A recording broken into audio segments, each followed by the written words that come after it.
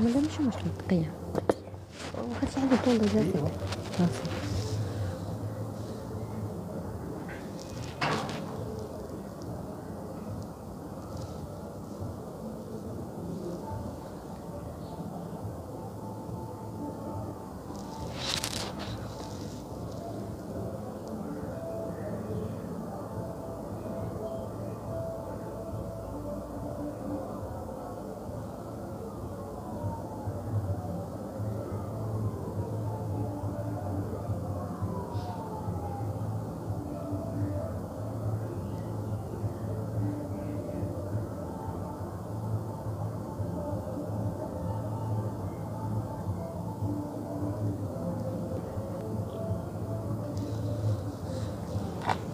Bonsoir tout le monde, je souhaite que vous soyez tous en forme et en bonne santé.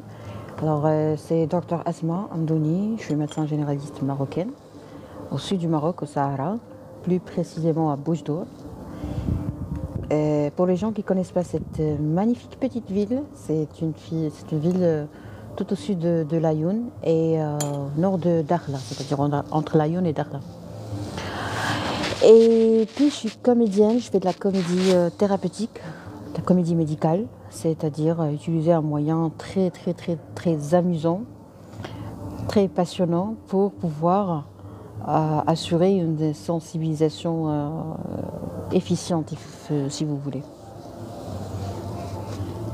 Alors ce soir, nous allons parler de l'hypnothérapie parce que c'est une thérapie qui fait partie des soins qu'on donne en médecine 5 étoiles. La médecine 5 étoiles, c'est mon truc. C'est-à-dire quoi la médecine 5 étoiles? C'est-à-dire on traite les gens pour que les gens puissent arriver à un certain point, à un certain niveau, si vous voulez, de bien-être physique, psychique, mental, social, spirituel, tout ce que vous voulez. D'accord? Alors l'hypnothérapie, comme son nom l'indique, vous allez avoir l'impression que vous êtes hypnotisé, que vous avez voyagé à un monde différent. Mais la vérité, c'est que, comme dit mon thérapeute, la vérité, c'est que nous, on est déjà hypnotisés. Il y a des gens qui sont hypnotisés par les téléphones. Pourquoi? Parce que, vous savez, aujourd'hui, j'étais au café, je faisais un petit exercice d'écriture sur mon agenda personnel. Et à un certain moment, j'étais en train d'écrire. À un certain moment, j'ai levé mes yeux de mon cahier. Et puis, j'ai remarqué que tout le monde était figé, coincé, paralysé, collé à son écran, à son téléphone. Et c'était bizarre, hein. C'était bizarre, sincèrement. J'avais l'habitude de voir des vidéos, je dirais, les caricatures des gens qui sont accros à leurs écrans. Mais ce matin, j'ai vu l'illustration de cette catastrophe. C'est-à-dire, cette catastrophe, c'est en fait le fait que tout le monde est accolé à son téléphone d'une façon bizarre. Avec tous mes respects à tout le monde, mais je pense que si je suis accolée à mon téléphone parce que j'ai des messages électroniques, des courriers électroniques, pardon, et je dois répondre à des... je travaille dans le domaine de logistique. Ok, pas grave. Si je travaille dans le domaine, par exemple, de la sûreté, de la police, de la gendarmerie, ok, on a besoin de rester accolé à son téléphone. Si on travaille dans un domaine de médecine, oui, on a le droit, pas d'être accolé, mais d'être prudent avec la sonnerie, le niveau des sonneries et tout, pour pouvoir répondre rapidement à un coup de téléphone qui peut être très chaud, très urgent, ok? Ça, je le comprends. Mon Dieu, mais des fois, on tombe sur des gens qui sont accros à leur téléphone alors qu'ils n'ont rien à faire avec, ils n'ont rien d'intéressant. Bon, rien d'intéressant, je parle d'une façon rationnelle, d'une façon logique. Mais il faut savoir qu'on doit toujours respecter la perception des choses et on ne doit pas juger les gens. Si quelque chose n'est pas intéressant pour moi, ça ne veut pas dire qu'il n'est pas raison pour la personne. Mais moi, je pense que si je reste accolée à mon téléphone, même si je fais un bon travail, parce que ça, c'est une erreur que moi-même j'ai commise, je pense que même si j'ai un travail très important à faire avec mon téléphone, je ne dois pas abuser. Ok? Pourquoi? Parce que moi, personnellement, j'ai remarqué que je suis devenue un peu accro et c'était pas bien. Et ça a un peu retenti sur mon bien-être. Je parle de la santé et tout. Et du coup, j'ai décidé de laisser tomber ou de faire des sacrifices carrément pour pouvoir retrouver mon bien-être, ma santé, mon état de santé. D'accord? Il faut apprendre à être égoïste. S'il vous plaît, est-ce que le live marche bien? Parce que j'ai comme l'impression qu'il n'y a pas de commentaires. Je ne sais pas, est-ce que j'ai un problème, j'ai un souci de connexion? Bien, tout va bien. Bon, tout ça pour vous dire que j'ai vu aujourd'hui des gens, tout le salon, tout le monde était hypnotisé par les vidéos qu'on voyait sur les vidéos. Et très bien, merci monsieur Talek.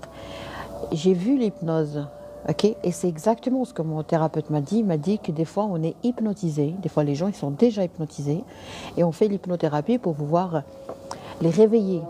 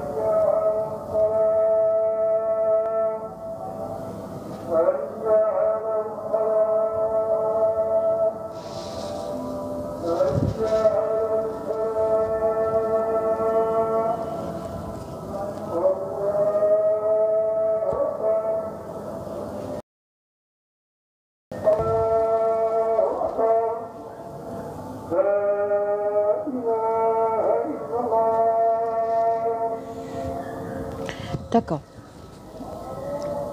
Alors, ça c'est vrai. Des fois, on est hypnotisé et on a besoin de faire une hypnose thérapeutique pour pouvoir se réveiller de cette hypnose. Alors moi, j'ai pas pris l'autorisation. J'ai pas pris l'autorisation de mon hypnotiseur. Mais de tout mon cœur, j'ai envie de partager avec vous ce que j'ai vécu, hein, ce que j'ai senti. Je ne sais pas si c'est bon pour moi ou pas, mais je vais quand même le partager avec vous. Parce que je sais très bien qu'il y a quelqu'un qui a besoin d'entendre ça. Il y a sûrement quelqu'un dans ce monde qui pourra un jour tomber sur ma vidéo. Quelqu'un qui se sent isolé, quelqu'un qui se sent solitaire et seul, quelqu'un qui se sent peureux, inconfiant, incertain, quelqu'un qui a qui hésite, qui est en plein dilemme, et quelqu'un qui peut-être est en train de vivre ce que moi, à un certain moment, j'ai senti. Vous voyez? Alors, moi j'étais hypnotisée, toute seule, tout en sachant que j'ai déjà fait des thérapies parce que en médecine, on fait ça depuis stade stagiaire, depuis stade médecin externe, interne et tout. On fait des thérapies. J'ai déjà fait un autre type d'hypnose qui s'appelle EMDR, qui est juste magnifique. Et c'est-à-dire que j'ai déjà fait un travail sur ma personnalité, sur mon caractère et tout. Et pourtant, j'ai remarqué que il n'y a jamais en fait un dernier épisode pour les soins, pour les thérapies. Parce que chaque jour, on est alourdi par d'autres choses qui vont apparaître. Notre subconscient, à chaque fois, il y a des fichiers qui sont téléchargés, qui sont enregistrés. Qu'on le veuille ou pas, on a toujours des choses qui vont être enregistrées au quotidien. Du coup, on aura toujours du ménage à faire. Très bien. Merci pour votre disposition. Ah, je vous en prie, ça fait plaisir. Bon, j'avoue que j'étais hypnotisée, j'étais dans un autre monde et j'avais certaines convictions et certaines croyances limitantes. Et ces croyances limitantes, en fait, c'est une prison, c'est des menottes. C'est-à-dire que j'étais esclave de moi-même. Alors c'est affreux de dire ça, mais c'est vrai. J'ai été esclave de mes croyances. Et qu'est-ce qu'on a fait ensemble? Ce qu'on a fait, c'est que, premièrement, je vais être très spontanée avec vous. Moi, je ne peux pas parler avec n'importe qui, ok? Même avec les thérapeutes, même avec les médecins, même avec les professeurs, même avec... C'est pas facile de parler avec les gens, c'est pas facile de dévoiler des secrets, c'est pas facile de... Ce n'est pas un manque de confiance, non, du tout. Mais c'est un courant à une connexion spirituelle, parce que moi j'y crois beaucoup. J'ai déjà fait des thérapies dans ce sens, et je crois fortement, profondément à cette communication spirituelle, c'est-à-dire entre l'âme de la patiente et l'âme du thérapeute ou du médecin. Et mon âme en tant que médecin est l'âme de mes patients. D'accord? Il y a une connexion.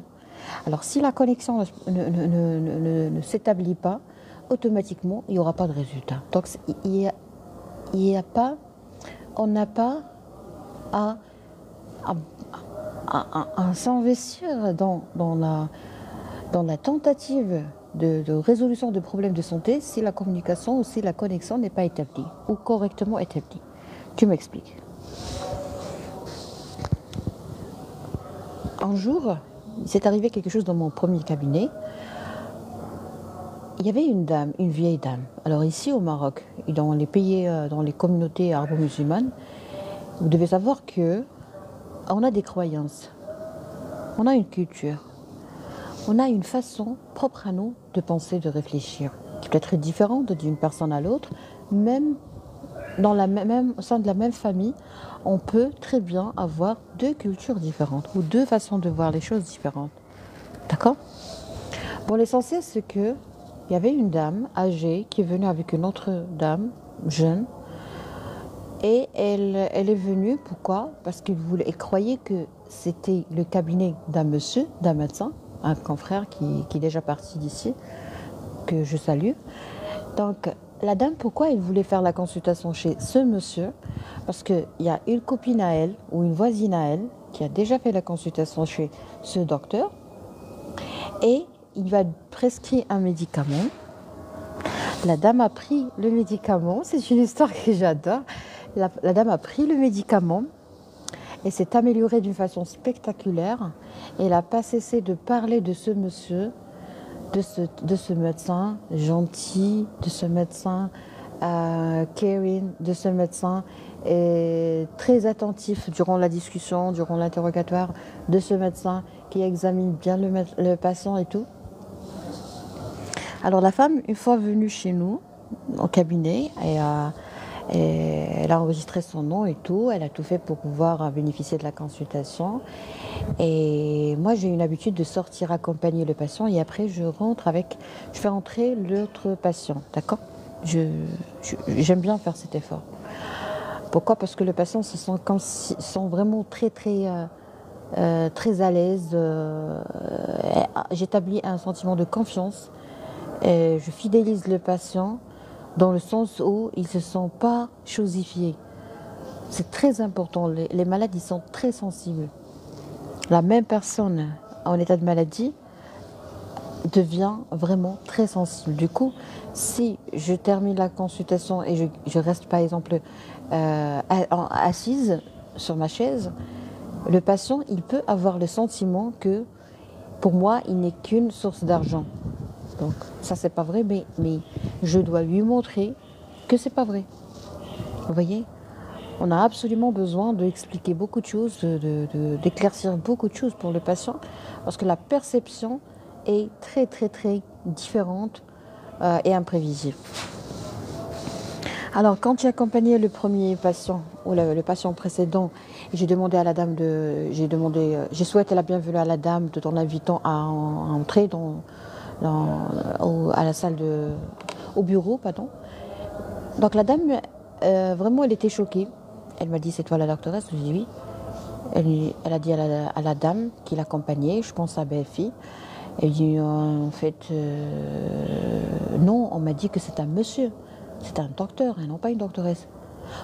Moi j'étais très gentille, je lui ai dit, ok madame, il n'y a pas de souci, on va tout annuler et je peux vous donner l'adresse postale, c'est-à-dire l'adresse du cabinet de ce monsieur, parce que je le connais, et puis vous allez partir et faire votre consultation tranquillement. La dame a été choquée, triplement choquée. Pourquoi? Primo, la dame s'attendait à être accueillie par un médecin homme et se retrouver face à une doctoresse femme. De deux, la dame n'a jamais a été choquée parce que moi j'étais souriante et je lui dis comme quoi je vais l'aider à retrouver le cabinet de mon confrère. Donc ça l'a choquée.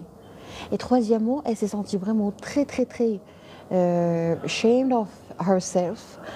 Elle s'est sentie vraiment dans une situation très embarrassante. Pourquoi? Parce que face à cette doctoresse très gentille, elle a cru avoir été méchante avec moi. Alors que ça n'a rien à voir ni avec la méchanceté, ni avec la gentillesse. On ne fait pas du commerce, et même dans le commerce, les vrais commerçants ne font pas ça. Pourquoi? Parce que les vrais et les grands commerçants, qu'est-ce qu'ils font? Eh bien, ils jouent avec la loi d'attraction, avec l'énergie. Ils ne veulent pas avoir de l'argent sans énergie.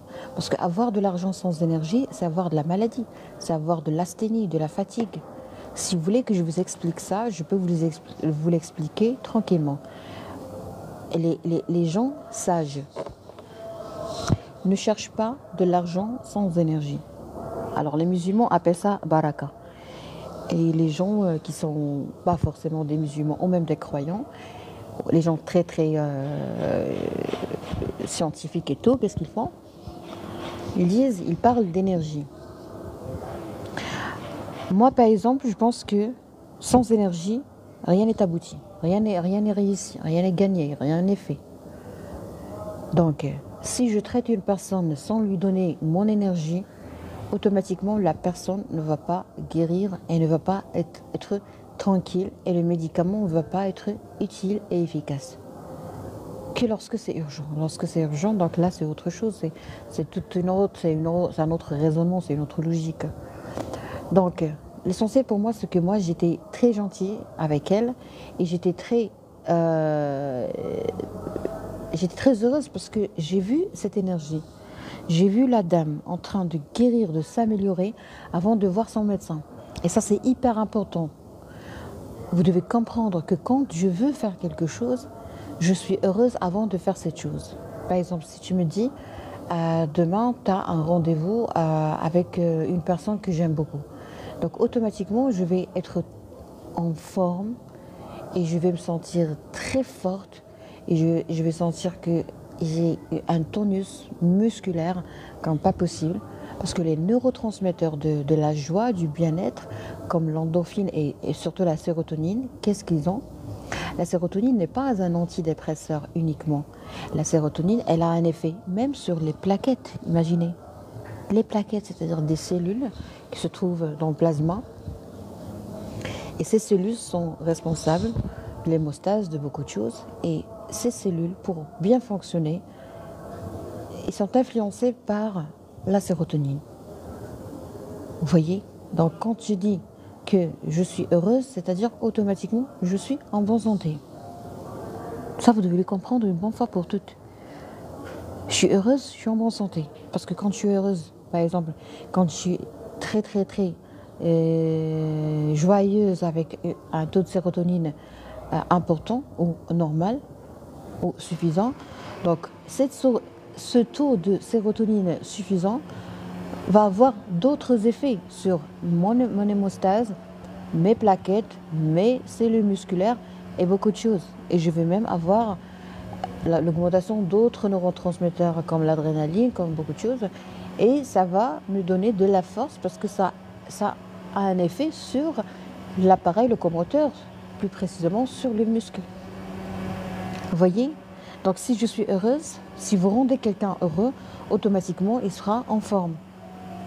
Je vais vous donner, est-ce qu'il y a des hommes ici parmi nous ce soir? Je vais vous donner un exemple tout en parlant des hommes, parce que je pense que cet exemple que je suis en train d'analyser avec vous est purement, est purement féminin. On va parler des hommes. Un homme heureux. Quand un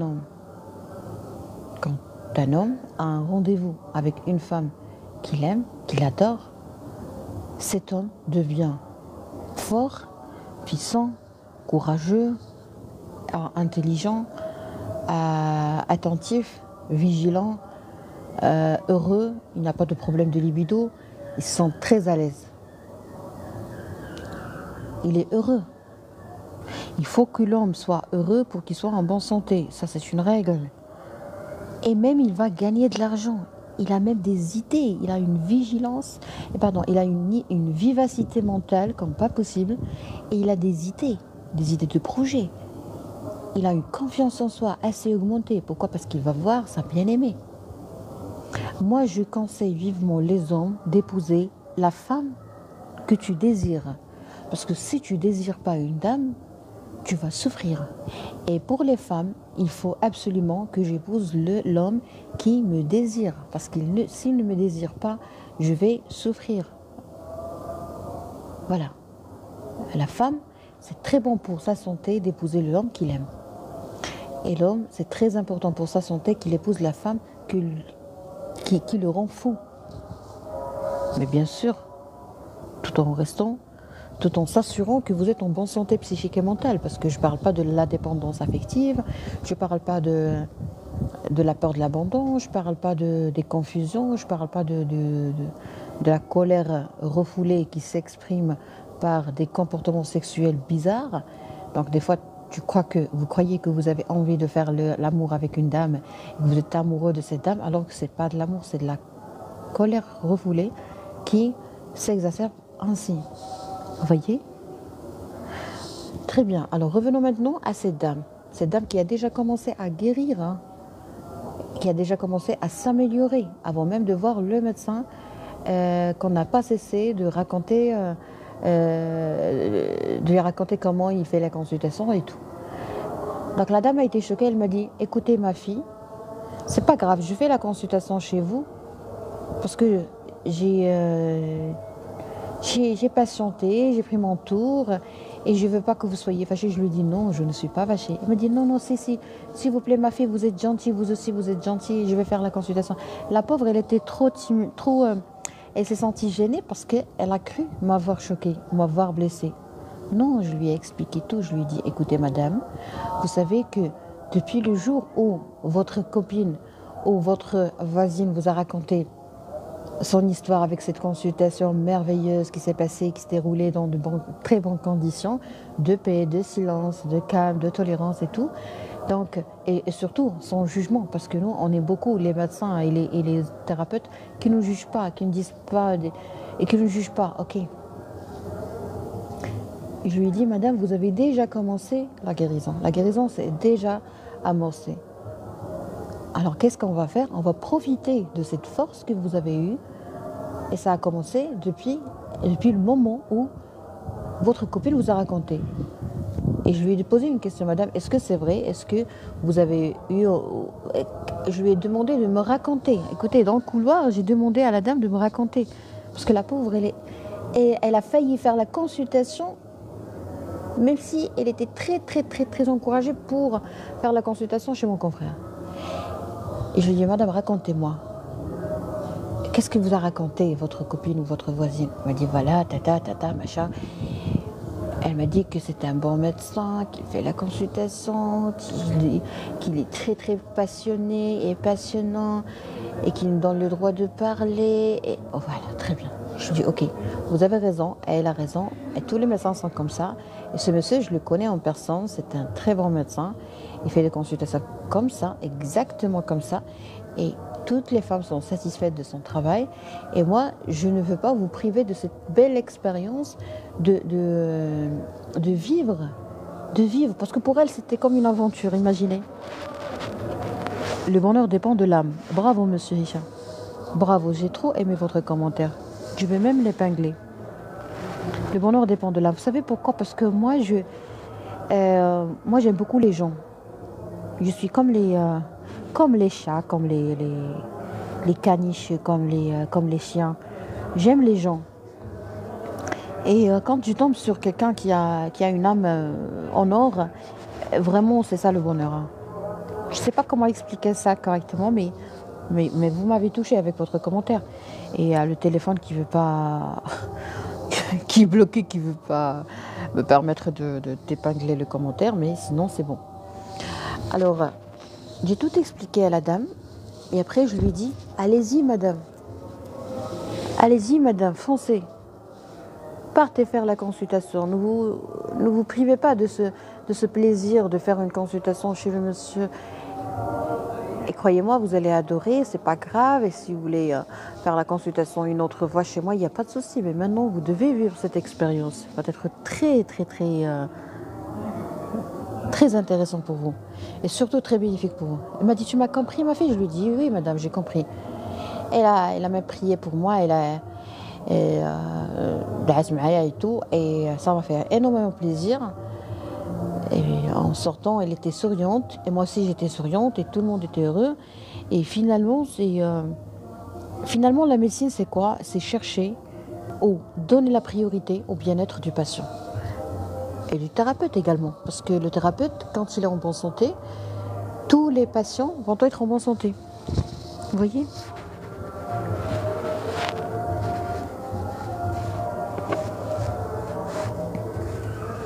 Merci beaucoup, c'est gentil.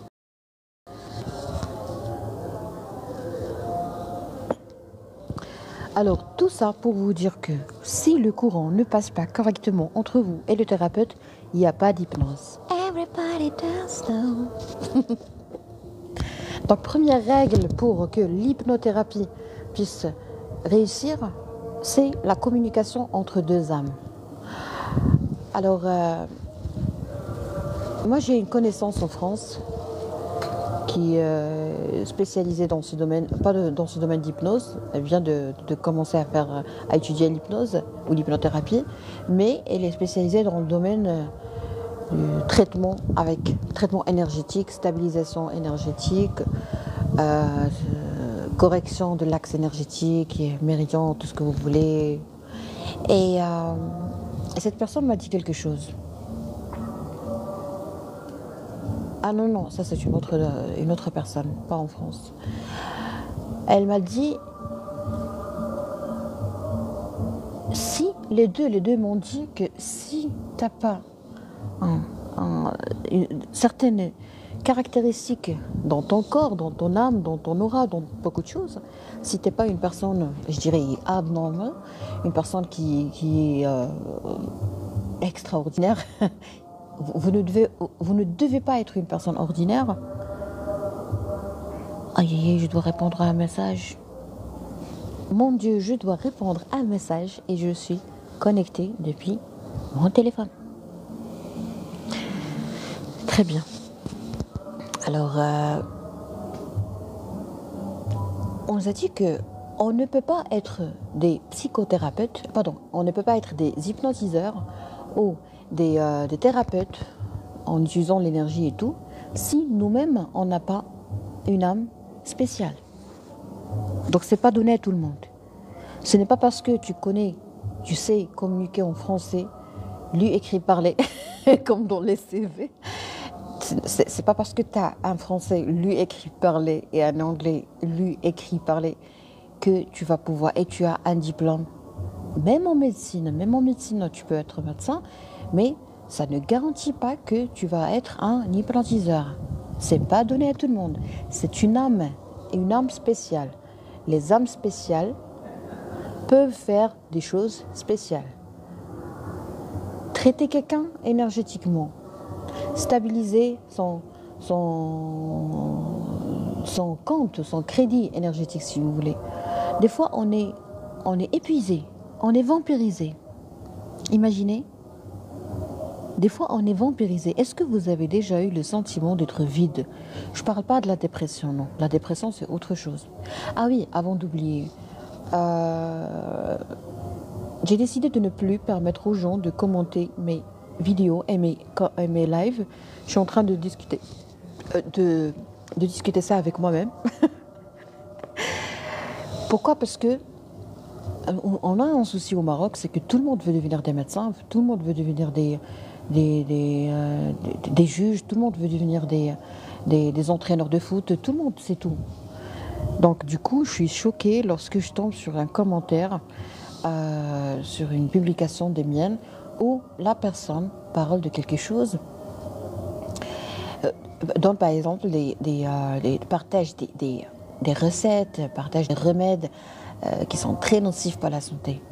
Donc du coup, pour protéger les citoyens, j'ai décidé de ne plus permettre les commentaires. Comme ça, je vous donne un tout petit bout d'information et vous faites la suite soit dans les bouquins, soit chez votre médecin traitant ou médecin de famille.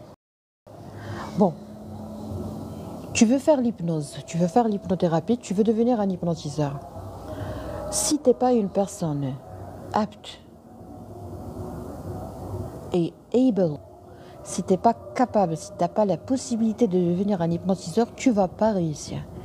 Même en étudiant l'hypnose, même dans les écoles d'hypnose et dans les universités, dans les facultés où on apprend à faire de l'hypnothérapie, mais c'est impossible de réussir si vous n'avez pas une âme propre, une âme clean, une âme nettoyée. On doit nettoyer notre âme. Un thérapeute est une personne qui est très confiante, est une personne qui est très propre.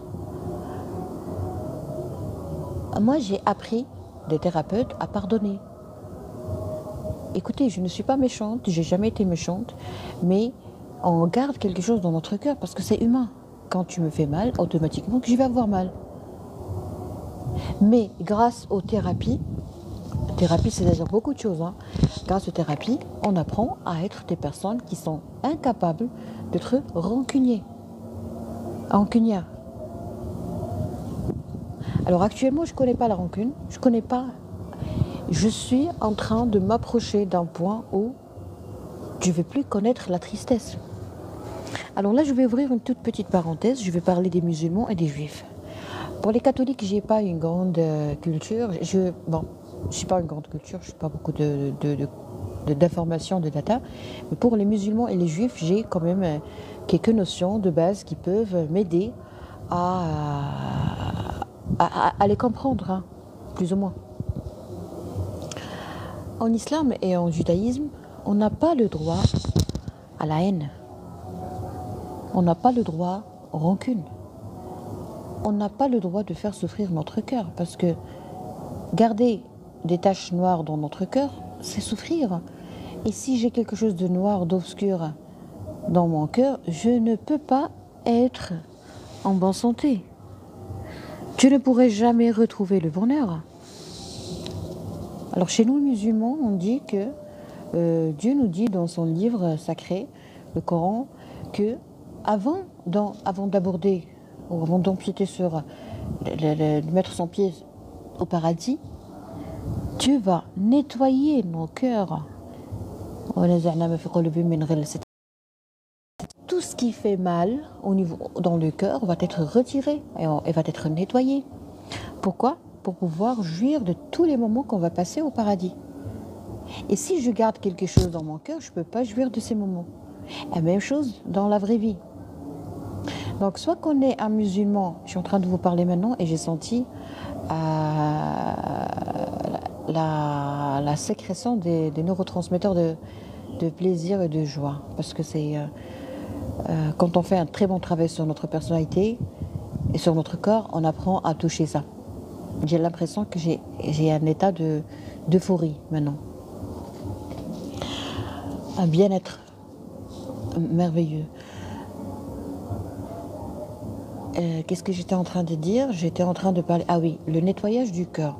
Alors, chez les musulmans, les vrais, les forts musulmans, ok, et juifs également, euh, il y a une confiance, si vous voulez, une conviction et une croyance très, très, très, très, très forte et profonde. Alors, quand je fais confiance au Dieu à 1000%, je fais confiance à son destin, au destin choisi de sa part, et je fais confiance à tout ce qui se passe, et je sais très bien qu'il m'aime et qu'il ne veut pas me faire souffrir. Donc je passe par des moments difficiles ou par des épreuves, mais dans ma tête, je sais que le Dieu m'aime. C'est très important de comprendre ce que je dis. Quand tu es un bon croyant, tu es rassuré, tu as quelqu'un à tes côtés. Bon, pardon, pas quelqu'un, mais tu as un Dieu à tes côtés, tu as une force pour ne pas commettre des erreurs avec Dieu. Tu as des forces. Si tu es assise, par exemple, bon, je m'adresse maintenant à une femme, ou je parle en tant que femme. Si je suis assise dans un endroit seul, je ne vais pas me sentir très à l'aise. Si j'ai peur, par exemple, si je passe la nuit seule, par exemple, dans une villa, j'aurais bien aimé qu'il y aura quelqu'un avec moi. C'est très normal. C'est très normal, parce que ça fait peur quand même, et c'est gênant. Tu ris, toi, hein? Je suis pas peureuse, mais il faut savoir que la peur existe. Avec la piscine, je peux même pas regarder la lune, parce que je vais... Écoutez, c'est comme ça, point à la ligne. Prière de comprendre. Mais s'il y a, par exemple, un homme tout près de moi, automatiquement que je vais pas penser à ça, je vais pas penser. Je vais même penser à danser tout près de la piscine, du bassin. Je vais même penser à m'éclater, à préparer à manger, je sais pas moi. C'est-à-dire que tout mon corps va changer. Il n'y aura pas de place pour la peur, il y aura de place pour la folie. Donc, il y aura un changement, un remplacement de la peur par la folie, par la joie, par l'euphorie, par beaucoup de choses. Mais c'est la même chose, pas la même chose, c'est encore meilleur avec Dieu. Quand j'ai le sentiment que je suis seule, quand je ne pense pas que à ce point si merveilleux et rassurant que Dieu est là, alors qu'est-ce qui se passe? J'affronte toute seule. Il ne faut pas affronter les choses toute seule ou tout seul. Il faut toujours garder dans sa tête qu'à chaque moment, alors là j'ai les larmes aux yeux, j'ai une vibration dans le corps et je suis même pas là. Hein. C'est très fort ce que je dis, ce que je ressens, parce que j'ai dit quelque chose que j'ai déjà vécu à plusieurs reprises. Écoutez, on n'a pas le droit de sentir qu'on est seul.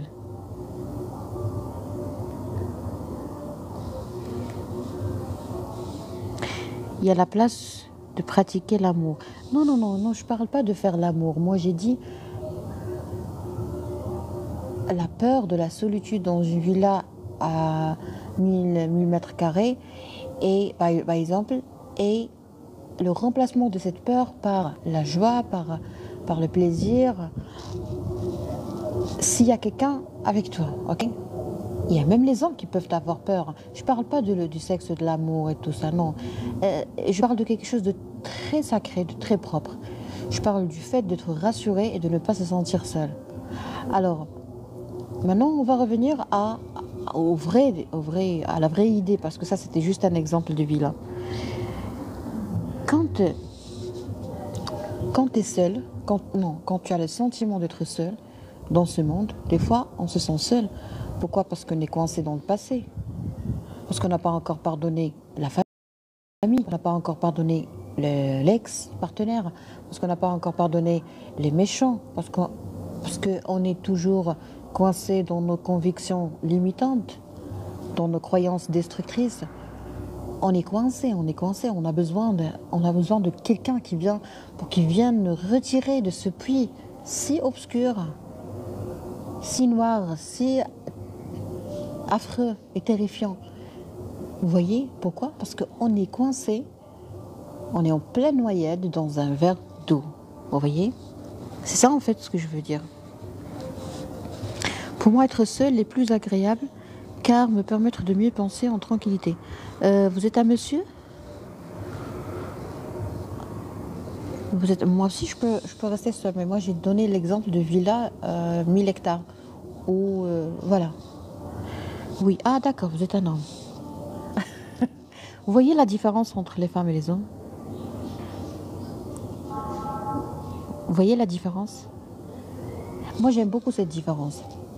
Et je vais vous dire des secrets. Vous savez, dans les lives en français, je dévoile tous mes secrets. Je- Parce que moi, je suis de nature comme ça. Voilà pourquoi je deviens un peu agressive dans les lives en arabe. Parce que quand je m'exprime librement, on m'attaque et on me fait regretter. Mais moi, je me sens très à l'aise comme ça lorsque je parle librement.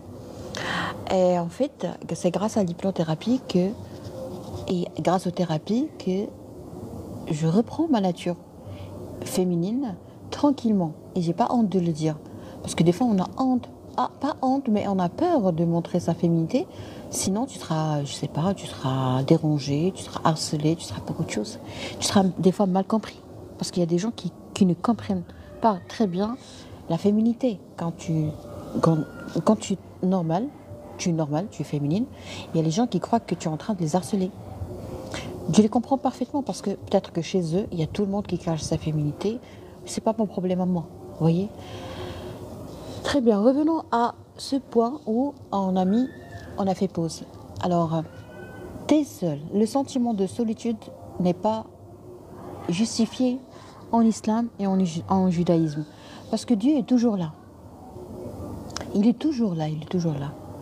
إذا سألك عبادي عني فإني قريب أجيب دعوة الداعي إذا دعان لا تحزن إن الله معنا. Dieu est toujours là. Bon, ça, ce sont des phrases, si vous voulez, des versets du Coran. Dieu est toujours là, avec nous. Il nous entend. Il nous entend, il est capable de tout connaître.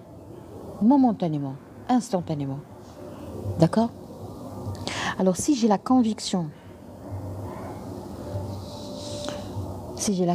que Dieu est toujours là, automatiquement, je ne vais pas me sentir seule. Et même dans une villa, par exemple, je ne vais pas me sentir seule parce qu'il y a Dieu qui est toujours là, qui est avec moi, qui me regarde. On dirait qu'il y a des caméras, encore des choses qui sont encore meilleures que la caméra. Je ne sais pas est-ce que j'ai bien expliqué cette idée, mais si vous avez compris ce que je veux dire sans que je l'explique, c'est-à-dire que votre âme est bien connectée avec la mienne.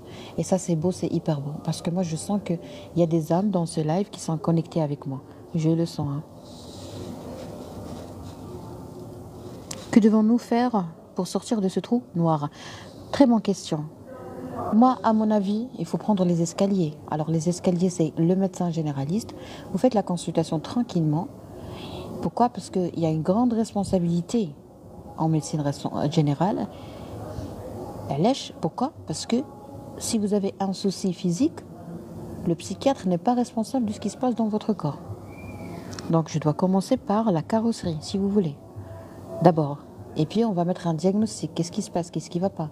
Et puis, nous avons, en médecine famille, on a une idée sur toute la famille. C'est-à-dire que quand j'oriente le patient chez le médecin psychiatre, j'oriente avec correctement. Le médecin psychiatre, il sera gâté. Le spécialiste doit gâter par le médecin généraliste. Spéciale dédicace à tous les médecins spécialistes.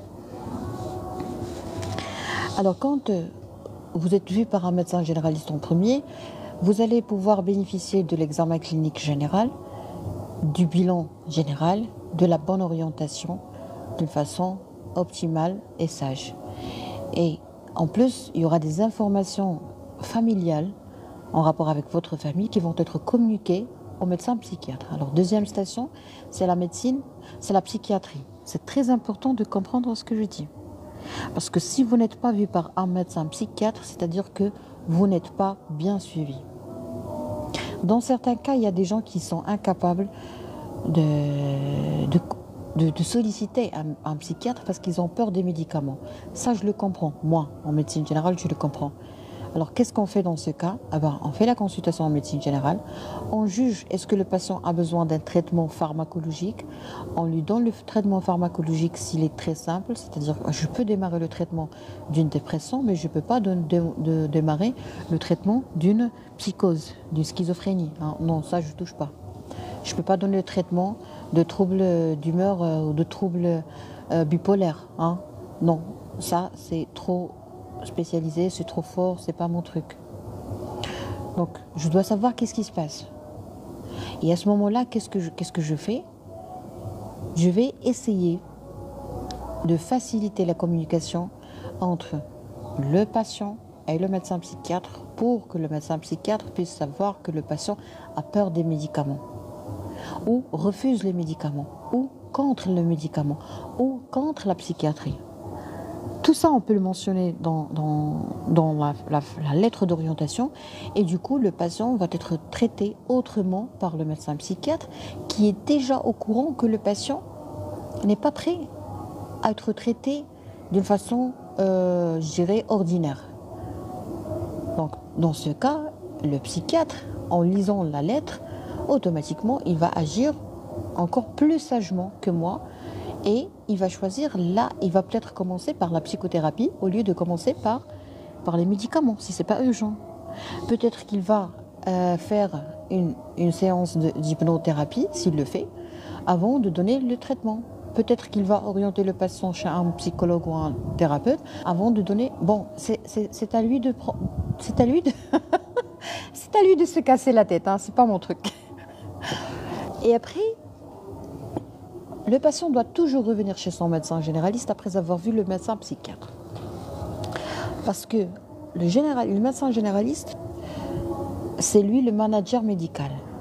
C'est à lui de vous orienter et de recevoir le retour de votre psychiatre et de vous orienter ou de gérer, si vous voulez, votre passage par tous les thérapeutes. Une équipe, vous êtes suivi par une équipe. Alors tout ça pour répondre brièvement, hein, j'ai répondu brièvement à votre question qui est comment peut-on sortir de ce puits ou de ce trou noir, comme vous l'avez dit, quand vous vous sentez vraiment deeply lost. Ok. Alors maintenant, on va toujours revenir à ce moment-là où la personne se sent seule. J'ai pas le droit de me sentir lonely. I have nobody. Oh, I know. Oh my God. On n'a pas le droit de se sentir seul en islam et en judaïsme. Et ça, c'est beau, c'est hyper beau. Tu sais que Dieu est toujours là. Donc, automatiquement, tu ne vas pas commettre des bêtises, des péchés. Automatiquement, tu ne vas pas être injuste avec les gens. Automatiquement, tu ne vas pas maltraiter les autres. Et automatiquement, tu ne vas pas avoir peur. Malheureusement, on tombe dans ce type de piège où on a peur. On n'a pas le droit d'avoir peur. Comme l'a dit mon thérapeute, la peur n'existe pas. Et il a raison. Et elle est où la peur? Elle n'existe pas. Pourquoi elle n'existe pas? Je vais être très honnête avec vous.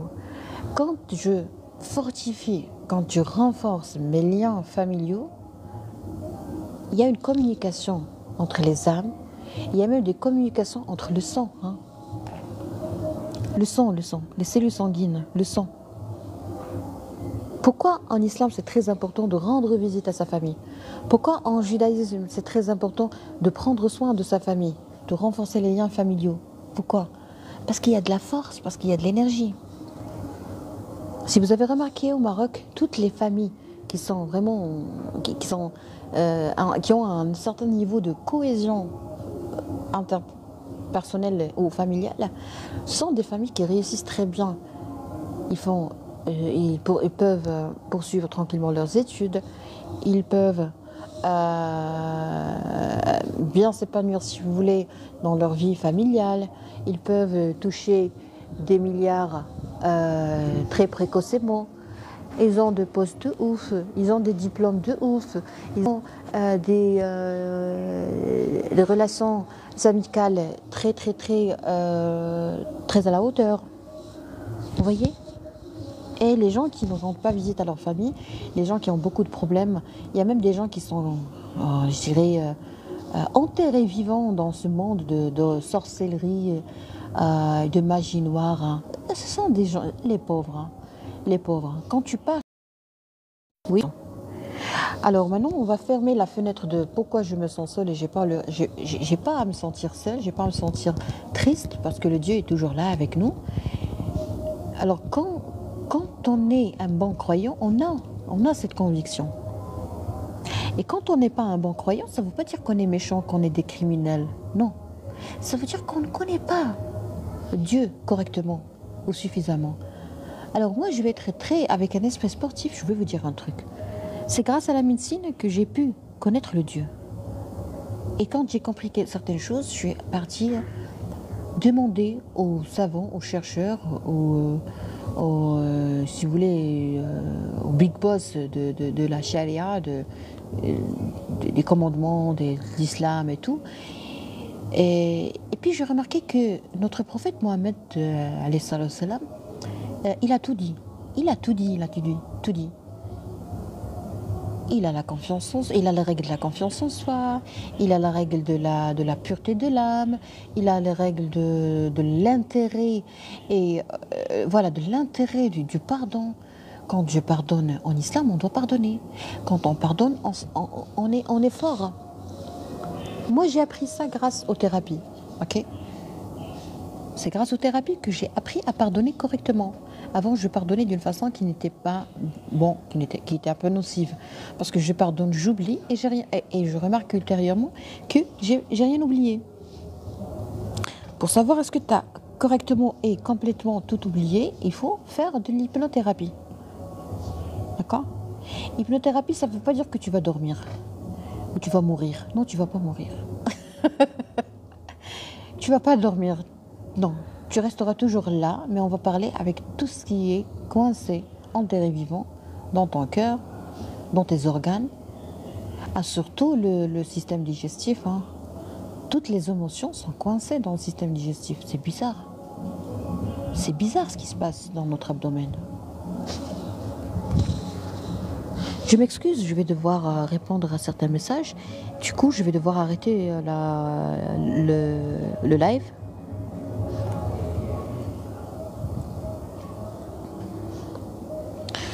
Donc, j'ai eu tout le plaisir à discuter avec vous. Vous êtes des gens à la hauteur qui apprécient ce que je fais. Et quand vous appréciez ce que je fais, j'ai envie de donner plus.